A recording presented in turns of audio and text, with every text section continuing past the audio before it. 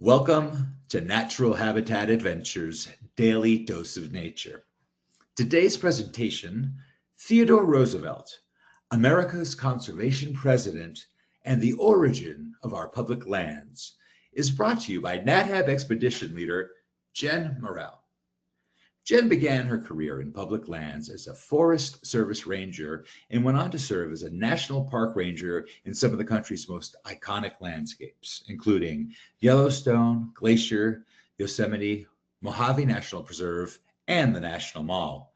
She holds a master's degree in park and resource management from Cal Poly Humboldt and later served as program director for an outdoor education nonprofit in California. With more than 25 years of experience interpreting landscapes and sharing conservation stories, Jen brings deep knowledge and enthusiasm to every trip. Now based in Bozeman, Montana, she is a NatHab expedition leader guiding travelers through U.S. parks. Jen, thank you so much for being here today. The show is yours. Take it away. Thank you, Rob. Appreciate the introduction. And it's a pleasure to meet all of you this afternoon. And I'm excited to tell you a little bit more about kind of the history of these beautiful lands that we get to explore. Sharing the beauty of nature and history of our public lands with young and old has been a joy of mine, as Rob said, for over 25 years. And I think there's a lot to be said for reflecting on where we've come to help navigate where we're going.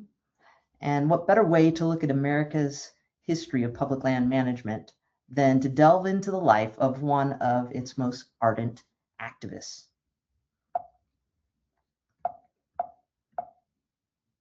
Oh, excuse me just a minute. It's not, there we go. All right. In 1927, work began on a massive rock sculpture in South Dakota known as Mount Rushmore. The sculptor Gutzon Borgholm chose these four presidents because he believed they represented the most important events in the history of the United States: its foundation, its expansion, its development, and its preservation. At the time, he had 29 presidents to choose from, and the one we're going to focus on today, Borgholm campaigned for in his re-election bid in 1912. So that should narrow it down. Borgholm believed that Theodore Roosevelt developed or progressed the country by means of his domestic and foreign policies. And on the home front, conservation of our public lands was a Roosevelt priority.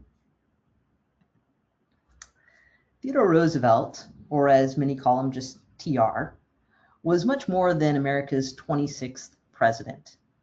He was a state legislature. He was a lieutenant colonel. He was a governor. He was a graduate of Harvard. He was a vice president, assistant secretary of the Navy. He was a man of principle, resilient, tenacious, well-read, energetic, progressive, and audacious. To many, he was a man of contradictions, both a hunter and a conservationist, a knickerbocker or aristocrat, and a rugged outdoorsman. He was a cowboy, champion of the common man, and a trustbuster. He believed strongly in progressive reform and environmental conservation. And above all, he savored hard work, perseverance, and a good fight to accomplish his goals.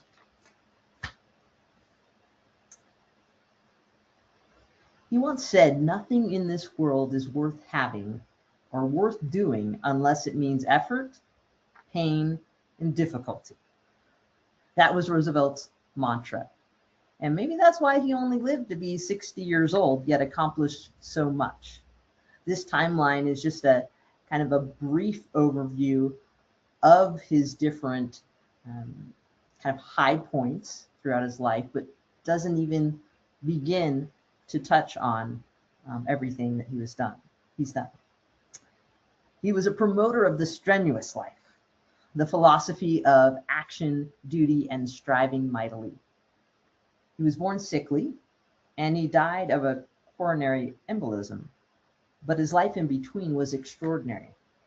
And the more I researched, the more I realized how impossible the task of consolidating Roosevelt's life story into a 45-minute presentation would be. So this afternoon, I'm going to do my best to hone in to what seemed to be a recurring theme in TR's life. The one thread that weaved through the tapestry of his legacy as America's conservation president. Now, many people look at an individual and they say, so where did they get the most influence, this nature versus nurture? Are people more influenced by just their genetics and what they're born with? Or are they more, their lifestyle is more changed by how they're brought up, their upbringing, and the nurture part of it? Or in many regards, it's obviously a combination of both. But in TR's case, which when he was very young, they called him TD. So in TD's case, he had to fight against his physical nature to accomplish the goals and dreams of a young boy. And thankfully, his father played a significant role in nurturing TD's efforts, because he was a very sickly, as he states here, delicate boy. He suffered much from asthma as well as some other kind of infirmaries. And he frequently had to be taken away on trips to find a place where he could breathe. It was that time they really didn't know what caused asthma, what helped asthma, what alleviated it. And so his father did any and everything he could to help his son. And TD remembered many of those times, one of them being his father walking up and down the room with him in his arms at night when he was a very, as Theodore said, small person. TD was the second eldest of 4 children, his older sister Anna, or Bammy, younger brother Elliot, and baby sister Corinne. His mother Mitty was physically frail and complained of fatigue. Maybe that's where TD got some of his infirmaries. But his father was quite the opposite. Roosevelt Sr., known as Thee, was a partner in the Wall Street investment banking firm Roosevelt and Son. He was also an active philanthropist. TD's health concerned him greatly. The boy's constant stomach aches, headaches, coughs, fevers, and nausea. But the worst was his asthma. Attacks could last from a few hours to several days of nonstop wheezing. And once, Thee even summoned a horse and rig from a neighboring stable to take TD on a nighttime ride, attempting to force air into the small boy's lungs. But because of that, he never attended public school because of his health. Rather, he was tutored at home in this brown house you see here on the left. He was trapped inside, but he found solace in his father's library of books, some of his favorite being David Livingstone's Missionary Travels and Researchers in South Africa, which were illustrated with detailed engravings of wild lions and hippos. Books of novelist and adventurer Captain Thomas May Reed, which was fiction, but it had some accurate descriptions of the natural world. And TD was fascinated with wildlife. In fact, in 1867, when he was 8 years old, TD went to an open market with a wicker basket, a folding wooden measuring stick, and a black notebook. For the last several days, he had his eyes on a dead harbor seal. In TD's words, that seal filled me with every possible feeling of romance and adventure. He recorded detailed descriptions and measurements of the seal in his notebook, until finally he convinced the shopkeeper to give him the animal's rapidly decaying head. And that was the first day, as he states, I remember distinctly the first day I started my career as a zoologist. And in his bedroom, he started the Roosevelt Museum of Natural History with 12 specimens, including mice, birds, and the seal head. He got the help from his siblings as well as their family nurse. So at age 10, TD watched his father help establish the Manhattan-based American Museum of Natural History. And by age 11, he had boasted in having his own Roosevelt Childhood Museum with 1,000 scientific specimens. He had already learned how to taxidermy and to preserve his specimens that he went out and hunted and retrieved and tagged them with their scientific names. And he saw hunting as a means of collecting natural history specimens for scientific study. TD's father, seeing his son transfixed by wildlife and birds, wanted to encourage his outdoor pursuits. They had already traveled all over the Northeast, trying to find a location that might alleviate his asthmatic symptoms. So in 1871, the family took a trip to the Adirondacks, TD's first introduction and inspiration for preserving wilderness. His first published work was an essay titled The Summer Birds of the Adirondacks, including a list of 97 birds he compiled in his teens. And his uncle, Robert Barnwell Roosevelt, was an ornithologist and pioneering conservationist. He was active in fisheries and sustainable sportsman like hunting for birds. So he was a great mentor for TR. TR memorized the names of all the local birds. He knew them by sight, but primarily by sound. He could find their nests and mimic a variety of bird calls. And in 1873, he prepared that purple finch that you see there on the screen and a European starling that remain in the archives of the Theodore Roosevelt birthplace to this day. And I want to give you an idea of how Roosevelt saw some of his favorite birds. So if you'll go through this little exercise with me, I'm going to have you close your eyes, and I want to introduce you to 4 of Roosevelt's favorite birds to see if you can identify those birds just by the sound. So I'll have you close your eyes. I'll play the bird's song and see if you can pick it out. All right, so here's your first one. Everybody go ahead and close your eyes and listen to Roosevelt's first favorite.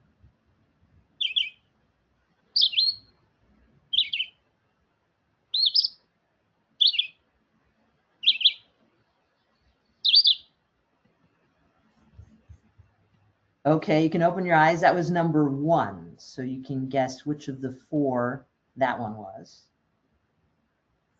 All right, and now here's number 2. Go ahead, close your eyes.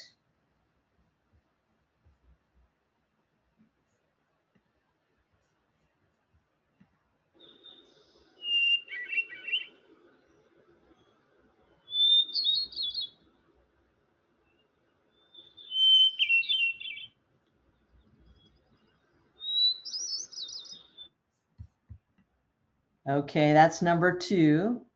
Choose which one of those 4 you think that song was. All right, close your eyes again. I'm going to give you Roosevelt's number 3rd favorite bird song.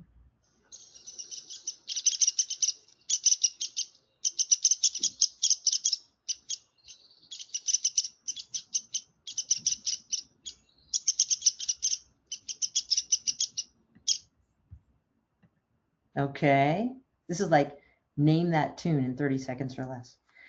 Okay, now the 4th one. Go ahead and close your eyes. This is the last of Roosevelt's top songs.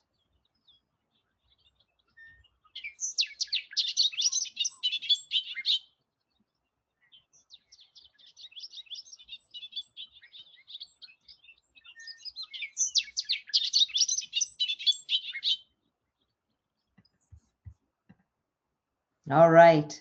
So for those of you who are honest and didn't peek, we'll see how well you did. So the first one was the red-eyed vireo. The second one was the hermit thrush. The third was a downy woodpecker. And the 4th was a bobolink.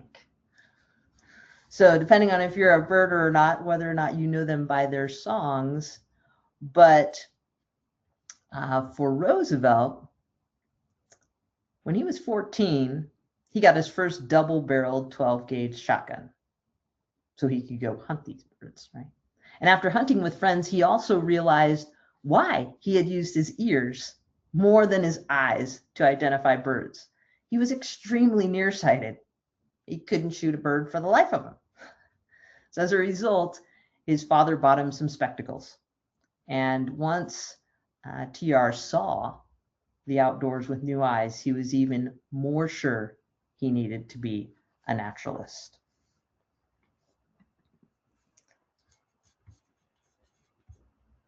In his second term, In his second term, TR took a break and, well, let me show you this video real quick. Wildlife refuges and the legacy which Teddy Roosevelt gave us are the linchpin to conservation in the United States and conservation around the world. We are now approaching 560th National Wildlife Refuge in the United States. Every time that I go to Pelican Island, I go through the walkway of conservation, which truly honors the legacy of Teddy Roosevelt, begun in 1903. And those wildlife refuges and conservation areas really are the shining light that inspires so many of the conservation efforts we have going on all around the world and here in the United States.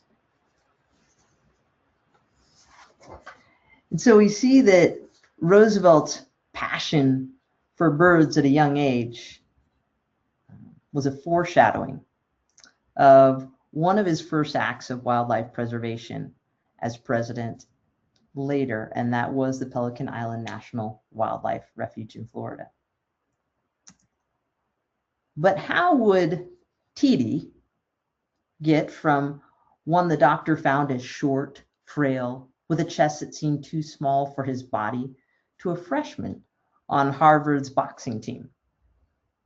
There was a point when TD's father, finally set him down and said, "You have the mind, but you have not the body.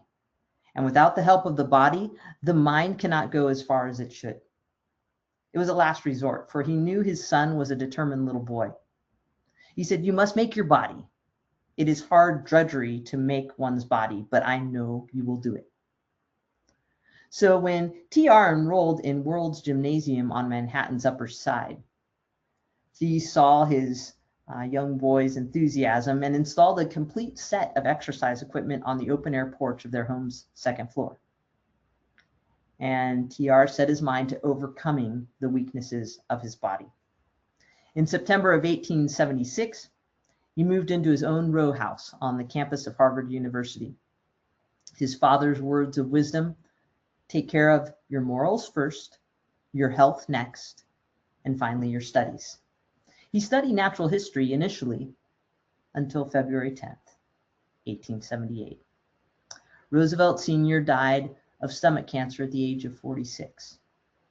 TR wrote in his diary, "It was the blackest day of my life." His friend, his mentor, his advocate, the greatest man he ever knew, was gone far too soon. The event changed TR's direction. He switched his major to history and government to honor his father's public service. But nearly a year later, Alice Hathaway Lee came into TR's life. He was taken by everything about her.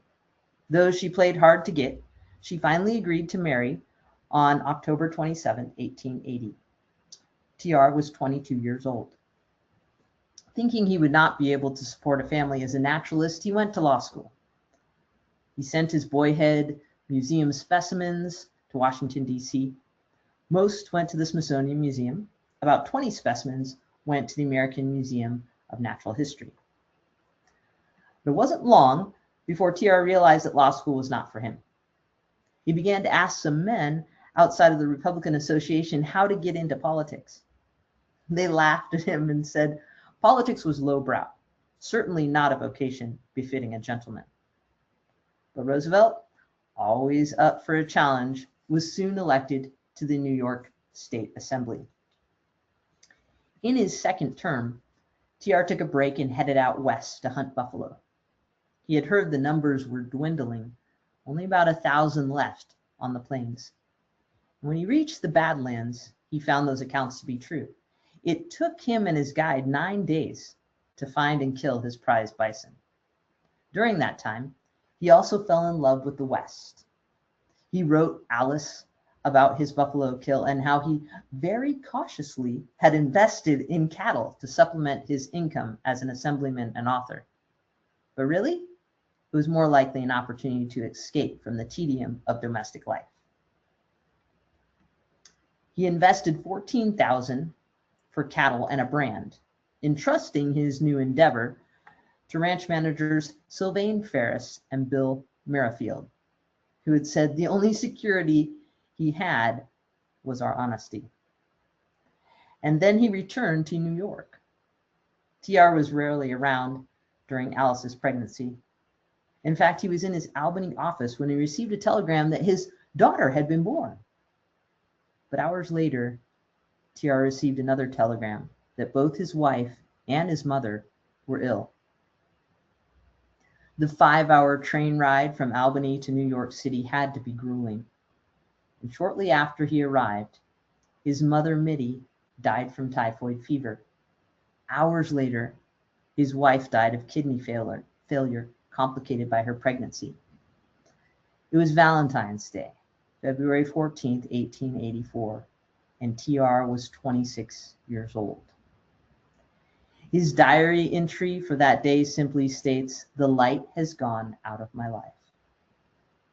At this, Roosevelt could have faded into history, devastated by the cruelties of life. But just as he fought his childhood fragility, using the outdoors as his training grounds, he returns to the West for solace and healing. To this day, there are numerous historic sites that commemorate Roosevelt's time in North Dakota. For he said, "I have always said I would not have been president had it not been for my experience in North Dakota."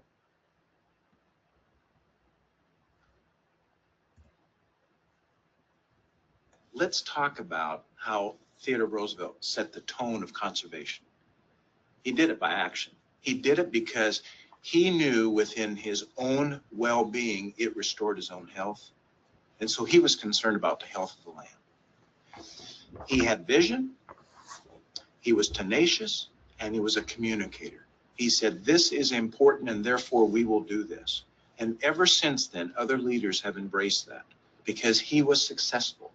But also when we get outdoors, there's nothing more that can touch our soul than when you are outdoors in America the Beautiful and realizing that we have a responsibility, not only to enjoy it, but to not take it for granted, to realize that the restoration, the replenishment, the sustainability of that is our stewardship. That's our responsibility.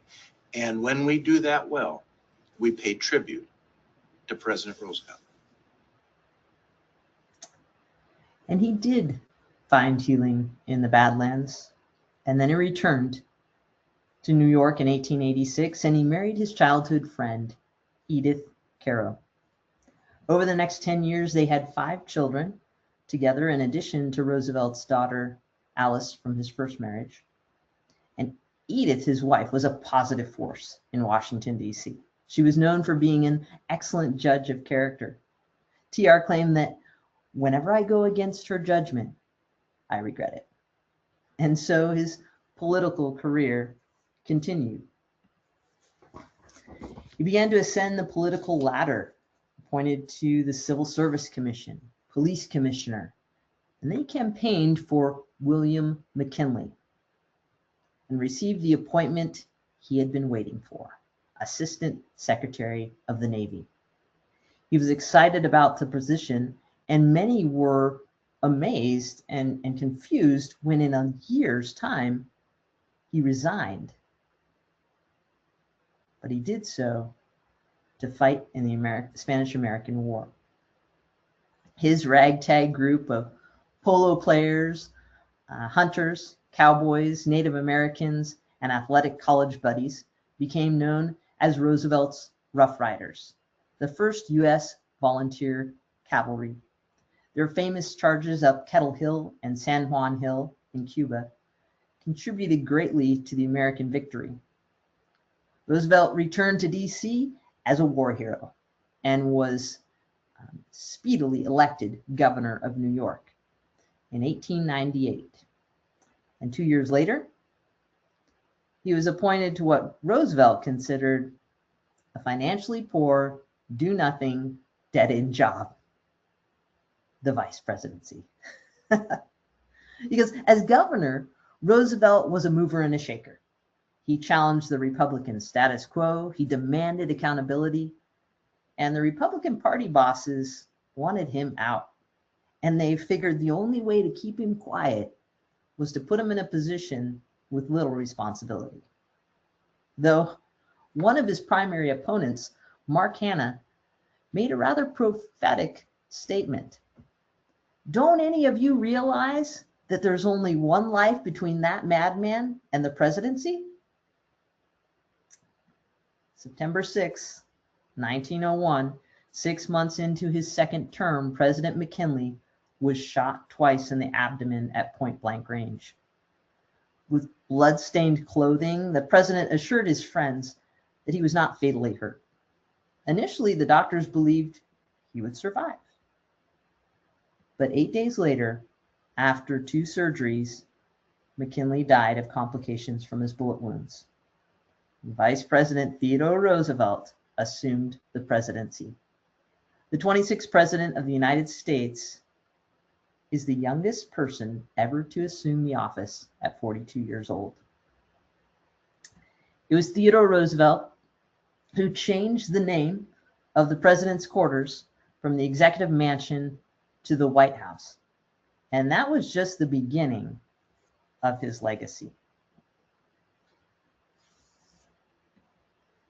In anticipation of his own presidential bid in 1904, Roosevelt initiated a tremendous train trip tour of the West, with whistle stops in 25 different states, delivering 673 speeches. He was on the campaign trail 9 weeks, traveling in a special 6-car train covering 14,000 miles. And 16 of those days were spent in Yellowstone National Park with nature writer and essayist John Burroughs. Burroughs was among TR's favorite authors. The two had met earlier in 1889, marking the beginning of a 30-year friendship.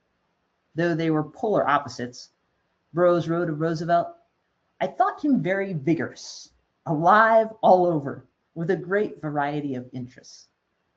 It was surprising how well he knew the birds and animals. He's a rare combination of sportsman and the naturalist." On April 25th, on that same trip in 1903, while in the park, Roosevelt was asked to lay the cornerstone for the partially constructed arch that was then dedicated to the president. You can see here in the left-hand corner of this photograph the old train depot in Gardner, and then by stagecoach you would go up through the Roosevelt Arch, which is the entryway to the northwest entrance to the park today. And while Roosevelt was there at the cornerstone laying, among his remarks, he said, "The Yellowstone Park is something absolutely unique in the world, so far as I know. Nowhere else in any civilized country is there to be found such a tract of veritable wonderland made accessible to all visitors, where at the same time not only the scenery of the wilderness, but the wild creatures of the park are scrupulously preserved." Continuing west, he also explored Yosemite with well-known conservationist John Muir. Muir led the president on a 3-day wilderness trip that started at the Mariposa Grove and included Sentinel Dome, Glacier Point, and Yosemite Valley, among other points of interest. The first night was spent under the grizzly giant, this tree right here, with the president bedding down on a pile of about 40 wool blankets. The second night was spent around Sentinel Dome, which is just west of Glacier Point, during a snowstorm that left 5 inches of new snow on top of the existing 5 feet of snow. The third night, they camped at the edge of Bridal Veil Meadow in Yosemite Valley. Many consider it the most important camping trip in history. Muir had a captive audience in Roosevelt to plea for Yosemite Wilderness and for setting aside other areas in the United States for park purposes. And then on to the Grand Canyon, where TR took a mule ride down the Bright Angel Trail. He said, in the Grand Canyon, Arizona has a natural wonder which is in kind, absolutely unparalleled throughout the rest of the world. I want to ask you to keep this great wonder of nature as it is now. I hope you will not have a building of any kind, not a summer cottage, a hotel, or anything else to mar the wonderful grandeur, the sublimity, the great loneliness, and beauty of the canyon. Leave it as it is. You cannot improve on it. The ages have been at work on it, and man can only mar it. Well, there are a few buildings on the south rim, and there used to be some on the north rim. But it was 5 years later that he proclaimed the canyon a national monument through an order he signed into legislation on June 8, 1906, the Antiquities Act.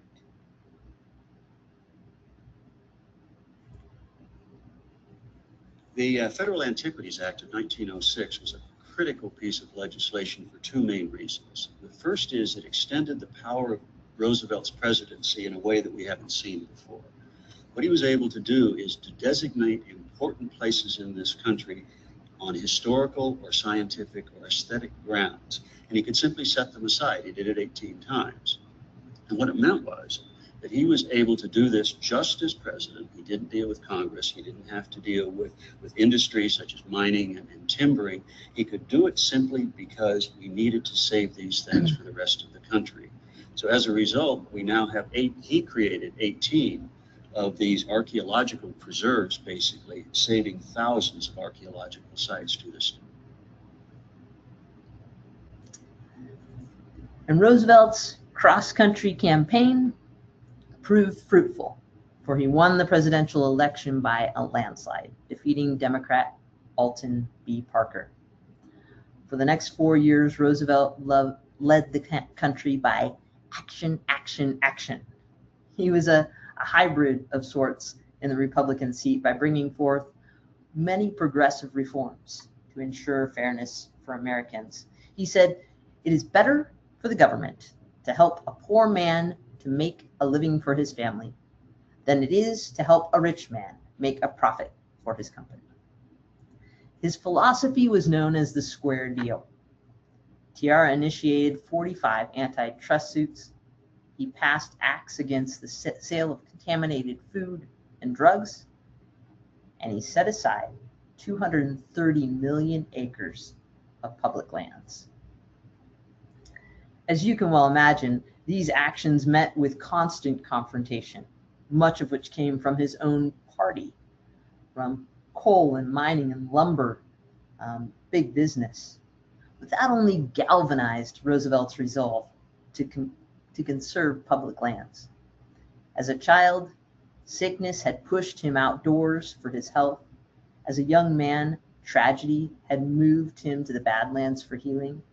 And now his moral obligation for the good of all people impassioned him to action. He said, "We have become great because of the lavish use of our resources. But the time has come to inquire seriously what will happen when our forests are gone, when the coal, the iron, the oil, and the gas are exhausted, when the soils have still further impoverished and washed into the streams, polluting the rivers, denuding the fields, and obstructing navigation. I recognize the right and duty of this generation to develop and use the natural resources of our land, but I do not recognize the right to waste them or to rob by wasteful use, the generations that come after us." And so he began taking action, to improve not only the life for the common man, but also as it pertains to the outdoors and our public lands. And here he stands on the river steamer Mississippi with Chief Forester Gifford Pinchot. Roosevelt appointed Pinchot to chief after creating the United States Forest Service in 1905. Roosevelt said Pinchot was the true keeper of his conscience. He wrote to Pinchot and said, "We dream the same dreams." The two did have much in common. Both were born to wealth, but disdained the rich. Both grew up in the cultured comfort of Manhattan and learned about the outdoors over long summers in the country. Both were educated at the nation's premier colleges, but were bored by academic life. Both had lost women to early death. Both were passionate about nature. Both believed the U.S. would never match the old world for cathedrals and castles, but should glory in its endowment from the natural world. Both were reformists with acute self-righteous streaks. Both drank very little and were regular churchgoers. Both found the West restorative, and both thought they could change the world and would soon get a chance to do it.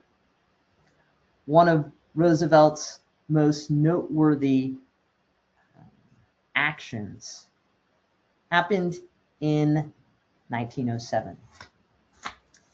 Joseph Gurney Cannon, Speaker of the House, declared not 1 cent for scenery. An amendment was then tacked onto a spending bill that would keep the government in operation. The amendment took away the presidential authority to create new national forests without congressional approval. Roosevelt was in a difficult position and only had a week before the necessary signature, so he consulted Pinchot. Pinchot suggested that the president use the 7-day window to put as much land in the national forest system as possible. Roosevelt agreed, and Pinchot's foresters went to work 24/7 to survey and map as much land as possible in the western states, primarily those of Oregon, Washington, Idaho, Montana, Colorado, and Wyoming. And at the end of the week, TR issued executive proclamations covering 16 million acres of land in half a dozen states. And then he signed the bill that prevented him from doing such a thing again. You can imagine the angst that those who were against him had at that point. But that was part of his conservation legacy. 5 national parks, 51 federal bird reservations, 4 game preserves, 18 national monuments, 150 national forests, altogether a total of 230 million acres of public lands, which is comparable to about 2/3 the size of the state of Texas or half of Alaska. That's a huge amount, which today, when we're so appreciative and national parks are seen so favorably in the public light, back then, taking land out of the public's hands, per se, so they couldn't mine it or log it or homestead it, was not a popular idea. And to have the foresight to see that, many of these men like Roosevelt or Muir or Burroughs or George Bird Grinnell or James Audubon, those who many were contemporaries of Roosevelt, who gave him that vision that these lands, this wildlife, would not be here forever, made a huge difference, because America could be much different today if not for men in positions such as this. And when you look at the history of Roosevelt's life and how so many things in his life, whether it be his sickness or the tragedies in his life, or the fact that McKinley was assassinated, any of these points in history were different or he gave up, we might not be where we are today with the national parks that we love and the wild lands that allow the wildlife to live and survive. And So for that, we're appreciative of Roosevelt, our conservation president. And it's funny to me that he makes this statement: while my interest in natural history has added very little to my sum of achievement, it is added immeasurably to my sum of enjoyment in life. And that's true, is it not? That he was just a very intelligent man, but also just so broad in his interests and his pursuits. But he didn't really put any of that in terms of his high points, even winning the Nobel Prize, but more of the enjoyment that he had. And that's what we enjoy today from our public lands, is the enjoyment that you get from going out in our national parks, in our national forests, whether you're hiking, whether you're hunting, whether you're recreating or photographing, all these ways to enjoy these areas that very well may not have been here today if not for the legacy of President Theodore Roosevelt. So thank you very much for joining me today and getting just a quick snippet of Roosevelt's life. Like I said, the more I researched it, it's just, he's a very interesting man, and his legacy is true to many aspects in many people's lives. Whether you're a hunter, he was a huge game hunter. Many people say, oh my gosh, he was shooting all these animals. And yet he had such an appreciation, and maybe for that, for wildlife and the lands to preserve them. So I think a lot of people can find niches in Roosevelt's life that they can relate to. All right, Jen, thank you so much. So before we dive into the questions section, I would like to remind everyone that if you do have questions, feel free to submit them via the question field in your control panel. Just go ahead to the upper right-hand corner of your screen. You see those 3 lines there. Click on those, and we can put the questions right in there. No questions right away are popping up, but we've got lots of thank yous and lots of fascinating comments.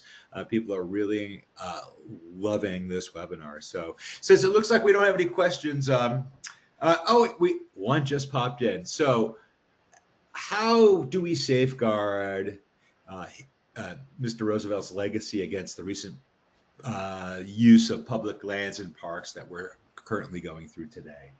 Any advice for us?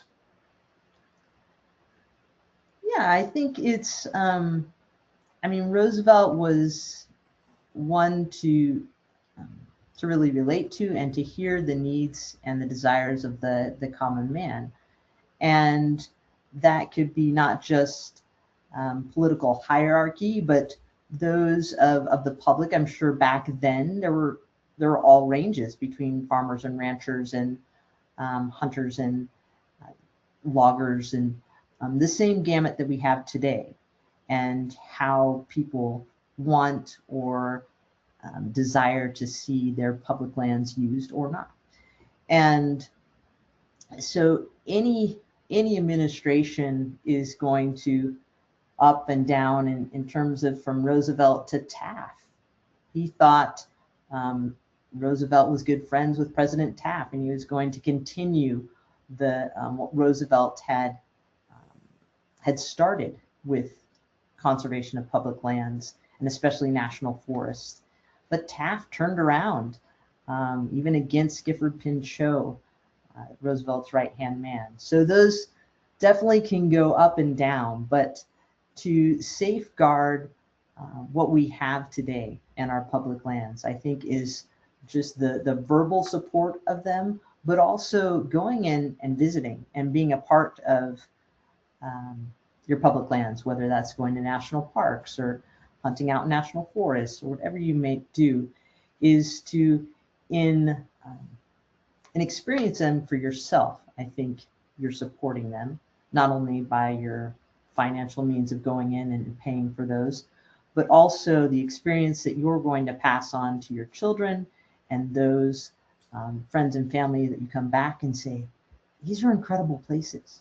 Because until you really go like Roosevelt did, I mean, he was not one to just hear of wild places. He experienced them, and they hit him to the heart, and he knew how much they affected him. So the more that you experience these areas and know how much affects you, that passion is going to come out to be evident in how you portray that to your in terms of your elected officials or just family and friends and those around you. And thank your park rangers when you go into the parks for what they do. Good advice there too. What did Mr. Roosevelt get his Peace Prize in? It was for the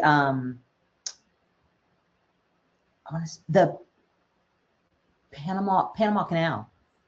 So when he helped Panama gain independence from Colombia, and he also, in that, he kind of had an extra alternative or incentive to do that in building the Panama Canal. Wow, great, thank you. So would you say that he was ahead of his time in advancing in conservation? He wasn't dragged kicking and screaming to do this. This was something that he really wanted. This is something he felt strongly about. Oh yeah, I think so. I mean, there were many before him and in his same era that saw what was happening in the West. This was late 1800s when the bison had been decimated from millions to thousands, when a lot of the land was just gone. As he went in Pelican Island, setting aside that land for the first wildlife refuge, he saw a lot of species that were their populations that were crashing. And he heard that from many others who saw the same thing. But he just happened to be in a position to make a huge difference. A lot of those other folks, many of them who were writers, whether it was George Bird Grinnell in Field and Stream magazine and his writings that tried to garner public attention, because we didn't have the media that we have today. And so for people to know what was happening way out west or where they were at versus, all their feathery hats, and they had all these things that they wanted, but didn't realize the impact it was making on all of these species. And so I think he was definitely progressive in terms of the presidency. That's why he hit so much confrontation from his own party that he ran as a Republican, and yet all these party bosses of coal and timber and lumber and all those things that were making money at the time, Roosevelt didn't put that on the pedestal that it had been for so long. And so to take that line as a Republican was very avant-garde. And that's why when he came back from his travels, he promised the American people that he would not run again for it would have been a third term. He saw that it's kind of almost like a dictatorship. And so he went off and he traveled into Africa. And when he got back, Pinchot had told him the terrible things that were happening, and that Taft was trying to destroy the forests that had been set aside, and big business was coming back. And so he decided he was going to run in 1912. But his party wouldn't take him. And so he decided to run as the Bull Moose Party, which is a very progressive party, knowing that he wouldn't win the vote, but that he couldn't let Taft win it. So it split the Republican vote, ending up with the Democrat Woodrow Wilson being elected. So he's definitely set the tone. And if you listen to some of his speeches, he's very much like what was Burroughs said, just alive. He was kind of a very energetic, not anything like he was as a child, but he had a mission and he was going to get it done. So are the boundaries he set for our national parks still in effect today? And have we expanded our national parks since then? What do you mean by boundaries? Boundaries that he set? Well, the areas of the parks, with the park of Yellowstone, or the areas that he labeled as protected, are they still in effect for the same amount of area? Have they grown? Or do we have more areas of national parks than we did in his day? Yeah, I think I mean the majority, the larger ones. It was Grant that established Yellowstone in 1872. Roosevelt just happened to be in the area, and they dedicated the arch for him in 1903. But Yellowstone, since then, land has been added to it. In terms of Yosemite, it was already a state grant in 1864. And so when Roosevelt came through, and John Muir's big push was to include the watersheds of that state grant, besides just Yosemite Valley and Mariposa Grove giant sequoias. And so expanding that area, including the watersheds, and then reverting that state grant to the federal government, so that you have this whole area that's now governed by the federal government as a national park, took place in 1906. So Roosevelt had a hand in that. And the Grand Canyon, he set aside as a national monument, but it's grown. It was then designated a national park later. And so a lot of those things that he put in place initially have changed, either have been added to, or in some regards maybe shunted. Each president has, and they have certain abilities and restrictions that they can do just through presidential proclamation versus needing Congress to approve. But one thing that Roosevelt was really known for that has stuck is the Antiquities Act. And that act that enables the president to set aside primarily historical and archaeological areas without the affirmation or vote from Congress. Many presidents have used that in each presidency to add. You've seen different memorials or monuments added and some retracted. That has allowed, and it's generally a smaller unit. So national parks tend to be larger areas of land, monuments being smaller. And like Grand Canyon, some of those monuments have been extended or grown to be a national park.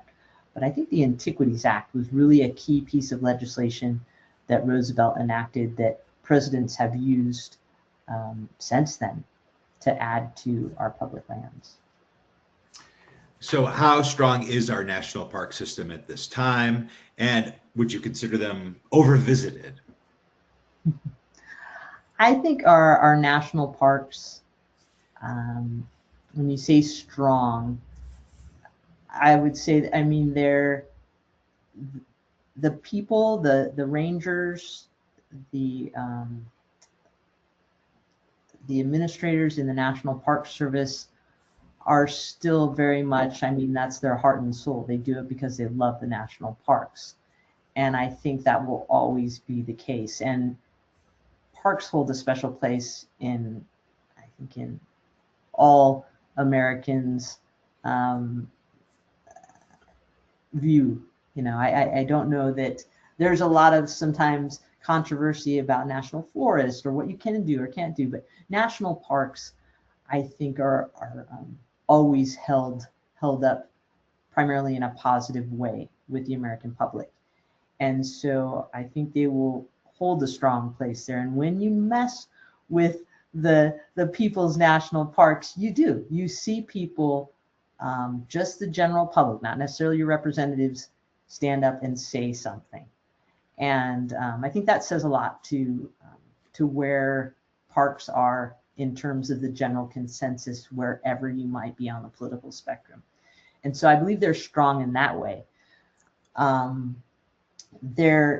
They have always, when I was a park ranger, historically to this day, I mean, Yellowstone wasn't even given a budget, or Yosemite wasn't given a budget when they were first established. They just said, hey, let's set aside this land.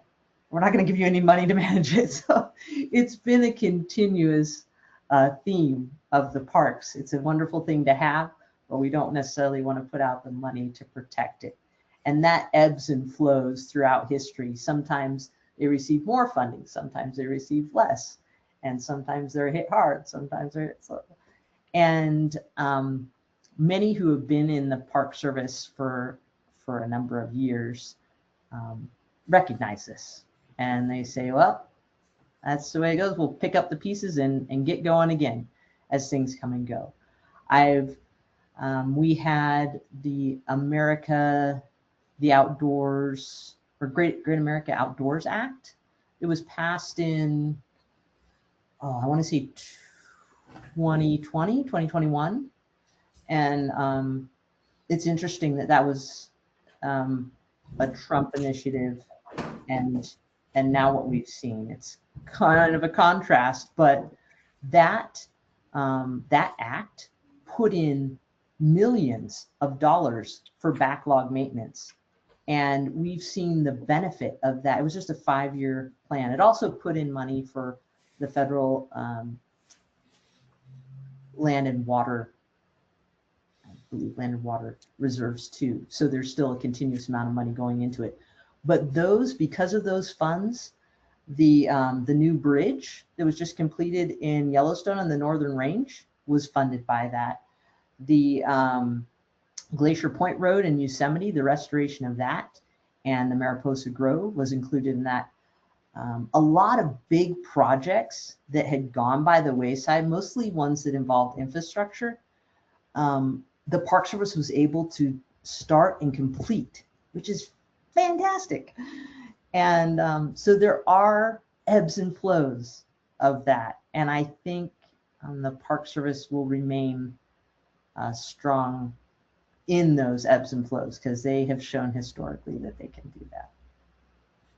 All right. Well, thank you so much, Jen. Unfortunately, that will be the last question that we do have time for today. So I'd like to throw it back to you for any closing comments you have for us. Well, thank you, Rob. And thank you all for coming and listening to this presentation. I know a lot of times presentation on the wildlife or the features, the beautiful scenery of national parks is always a draw. And some of the history, the cultural history, or those who have made these places possible, I think sometimes lose some of that importance.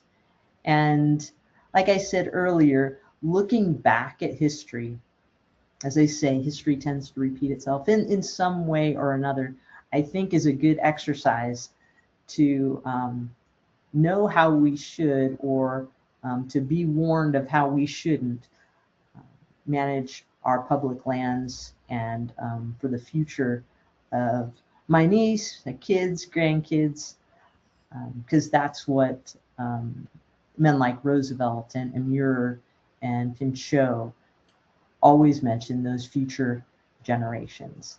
And so thank you for coming. I hope it sparked some interest in Theodore Roosevelt's life and many others who have added to kind of the philosophy of managing and saving our public lands, and some of those contemporary folks who are doing that now as well.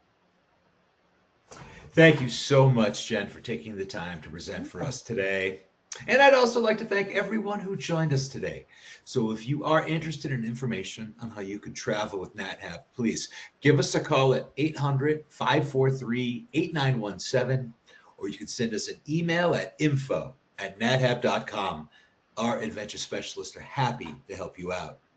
Join us tomorrow for our next Daily Dose of Nature. You can check out this week's lineup, including registration links, on our website at nathab.com/webinars. We did record today's presentation, and we will have the replay available on our website soon. With that, I will conclude the webinar. Goodbye, everybody. We'll see you next time.